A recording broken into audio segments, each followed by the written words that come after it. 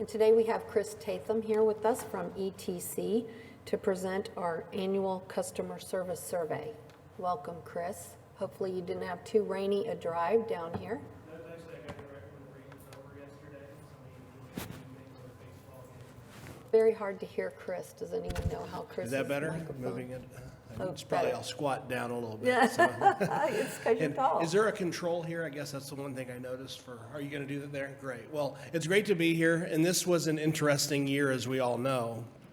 One of the greatest values of doing regular research is when you have something like COVID-19 happen, you can really assess the impact that it has. And there's two key groups that we've been surveying regularly now for several years. And one is the general public, or people who don't currently use transit services, to figure out what they think. The other are the people who do. And so I'm going to walk you through the results of those two surveys today. The next slide just is the gee whiz if you're not familiar with our firm. It's now over 1,000 cities around the world. We're now doing work in Africa and Australia and other places globally. And the data that we have, we're able to compare and put into context with what's happening in other places around the world. So that's one of the things, if you have questions or things for us to look at in the context of what's happening in other places, feel free to ask, or we can do that additional research for you. Today I'm going to walk you through the two major survey results, and then at the end, if you have questions, I'll be happy to either try to answer them if I know them. If not, we'll do some additional research and see if we can find the answers that you need. So with that, I'm going to start off with our first survey, and I'll just give you a little background about that survey. It's been done regularly now for several years. I think the very first one we did for you is probably over a decade ago, before Embark was even really established. We've now been doing it on a pretty annual basis, and one of the reasons for doing it is just to think, what does the average person who doesn't use transit service think, and how can you perhaps find out ways to get them to begin using transit, and even if they don't, do they think it's important? So I'm going to walk you through some of the things that we learned this year. And as I said up front, it's particularly important. One of the concerns is did COVID-19 change the view that people who aren't transit dependent have on the importance of transit services? And so those are one of the things that we looked at. The overall sample this year had over 1,200 respondents. We set it up so it was statistically valid for both the city of Oklahoma City. We also surveyed folks who live in Norman, because you're now running services down there.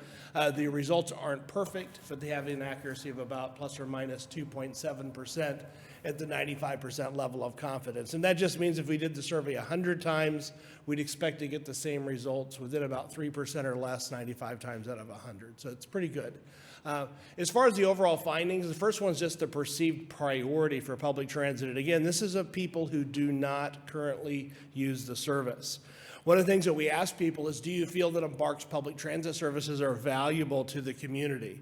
And you'll notice that in the post-COVID, or this was done really the winter of 2020 and early 2021, more than 3 out of 4 people said yes to that question. Few people didn't know, but when you look at the ratio to yeses to no, it's 77% yes to 9% no. So there's a strong view that it is valuable. The other things that we asked were a series of statements. Everything from, and these are level of agreement. So in this case, some of the negatives aren't bad. So riding the bus is too expensive. A lot of folks, that's not a deterrent for them not riding it right now. When you see the high percentage of kind of folks in the middle, or higher percentages of negative, or what's in red. Well, one of the things that stood out to me on this chart is if you look at the top, public transit is important for a thriving community. 83% of people who aren't currently using transit services think that. In fact, more people believe that than they'd prefer to drive rather than use public transportation. So when you think about it, these are people who don't use public transportation.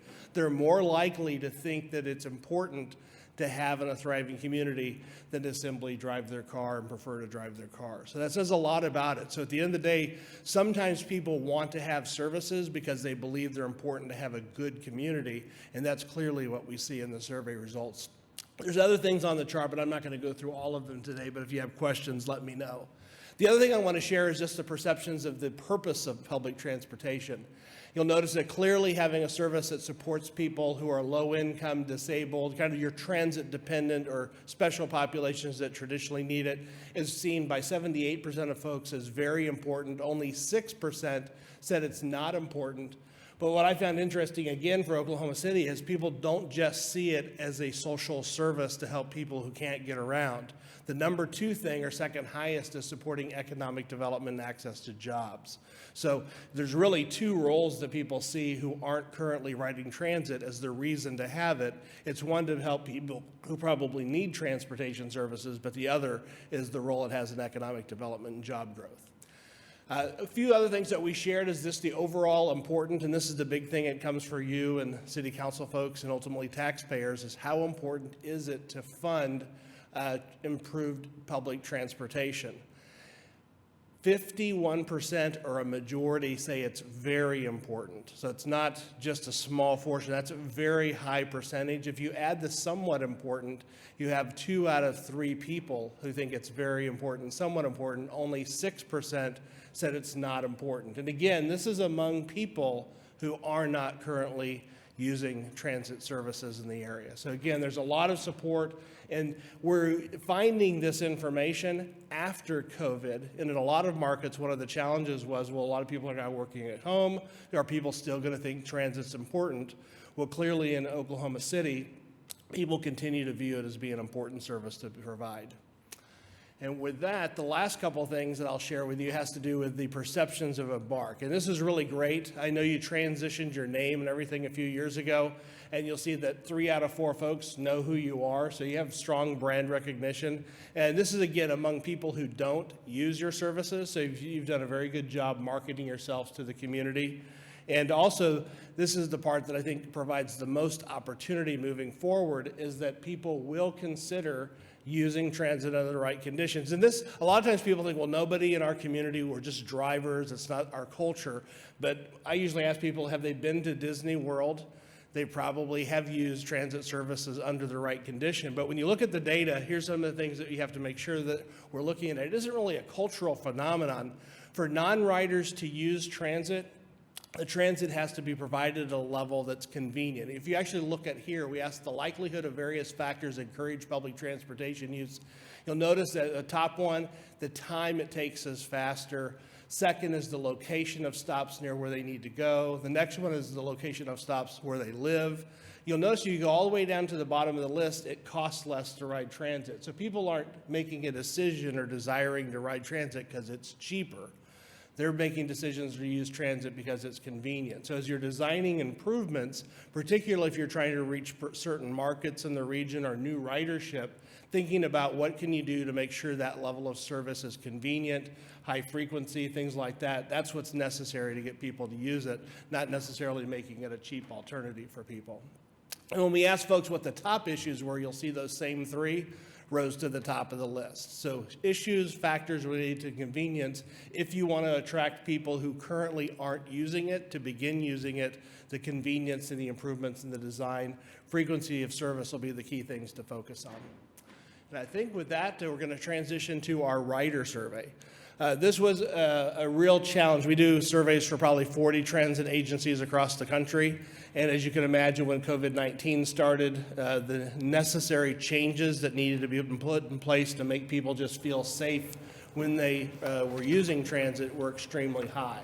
And not all systems fared well in their ability to deliver on those expectations that people had. And as a result, many of them saw their transit ridership plummet 80+%. But you all have fared well in that regard, and I think it's because you actually responded very effectively and managed the expectations. And when we looked at your rider survey data, it supports that. So as far as the background for the survey, this survey has been done regularly, not every year, but almost every year since 2016. We've made some modifications to the survey from one year to the next, but overall several of the questions have stayed the same, and it's really to give you an objective assessment for how well you're doing. In fact, you roll out a new light rail system, well, it's brand new, nice and shiny in year 1. A lot of people go try it out. Well, over time it gets older, people's expectations change, and so part of doing a survey like this is to make sure you're continually meeting those expectations as they change over time. So as far as this year's survey, we administered it to 1,208 riders, about 1,000 in Oklahoma City, a little over 200 down in Norman, and the overall sample size and accuracy is similar to what you saw in the resident survey at plus or minus 2.5% at the 95% level of confidence. As far as some of the major findings, this is not new, but it was important this year, is that when we looked at overall satisfaction, it remained very high. It's been high in the past, but you'll notice here that across the board, overall concerns, and shown in this case, the red is negative. That reflects people's dissatisfied responses. Overall, very few things have more than 10% or even 15% dissatisfaction. You'll see cleanliness of bus shelters was one of the biggest concerns this year.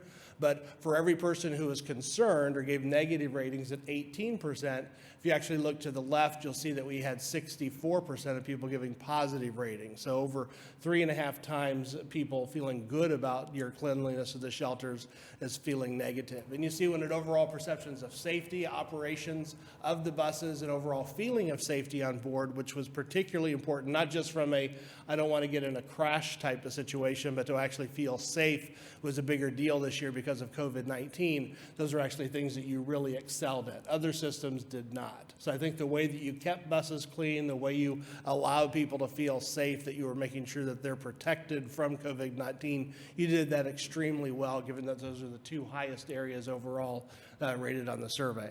Some of the other things that we looked at were just perceptions of safe operation of buses, ease of paying for fees, and there were really not a lot of changes if you look from one year to the next. So imagine this was a completely different context this year for people to ride, yet overall satisfaction levels, when you look at the trends, really didn't change at all significantly. So great job to this organization for really sustaining what were already high ratings in a completely different environment. That was a pretty significant accomplishment, which this organization should be very proud of.